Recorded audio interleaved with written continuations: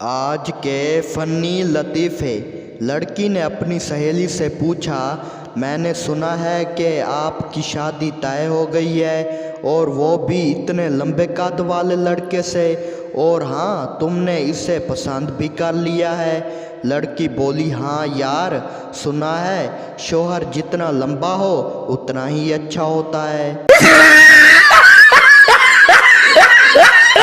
सुबह होते ही समंदर खान को गर्लफ्रेंड ने मैसेज किया, जानू अगर आप सो रहे हैं तो ख्वाब भेजें, जाग रहे हो तो यादें भेजें, हंस रहे हो तो खुशियाँ भेजें। समंदर खान ने वापसी जवाब दिया, बाथरूम में हूँ, पोटी भेज दूँ क्या?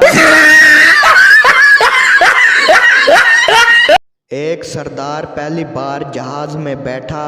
जैसे ही जहाज़ का अगला टायर ऊपर उठा तो सरदार पायलट के साथ लड़ने लगा और बोला, मैं पहले ही डरा हुआ हूँ और ऊपर से तुम वन व्हीलिंग भी कर रहे हो।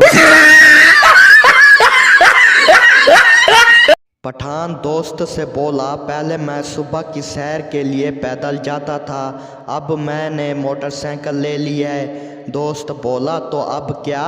पठान बोला, तो अब वक्त भी बच जाता है और थकावट भी कम हो जाती है।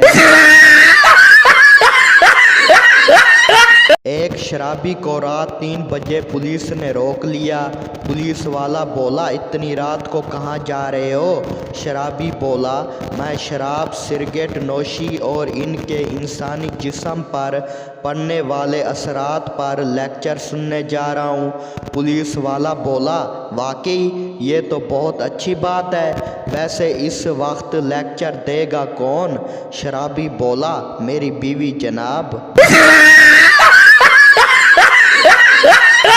लड़की बोली, जानू कल मेरा बर्थडे है, मुझे क्या दोगे? सरदार बोला, जानू तुम्हें जो चाहिए दूंगा।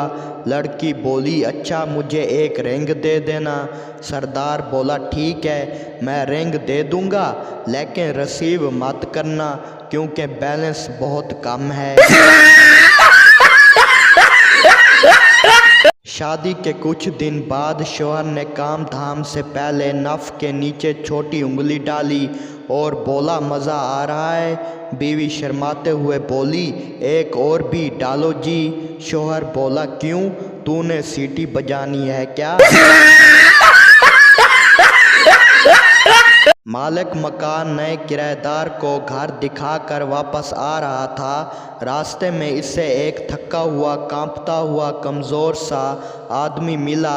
इसे देखकर नए किराएदार बोला, वाह जनाब, अभी तो आप कह रहे थे कि यहाँ की अब हवा बहुत अच्छी है और यहाँ कोई बीमार भी नहीं होता, फिर ये आदमी ऐसा क्यों है? मालिक मकान बोला, अरे भाई, ये इस इलाके का डॉक्टर है, गरीब आदमी भूख से निडाल है।